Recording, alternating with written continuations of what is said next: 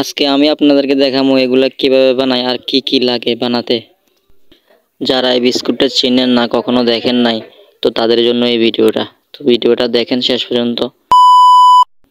এগুলো হচ্ছে ডালডা, আমি মেপে নিলাম, তারপর মেশিনের মধ্যে দিয়ে দিলাম, তারপর চিনি, লবণ, গ্লুকোজ এগুলো দিয়ে দিলাম। এগুলোকে মিশিয়ে দেব, দেওয়ার পরে কিছুক্ষণ পর সাদা হয়ে গেল।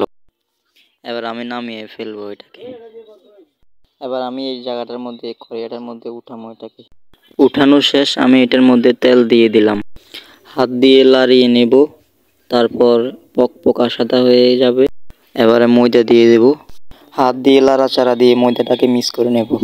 মিলানো শেষ, এবারে উঠিয়ে নেব, তারপর ব্যাগটার মধ্যে এই ডাইসটা লাগিয়ে নেব। ব্যাগটার মধ্যে খামির ঢুকিয়ে এভাবে সুন্দরভাবে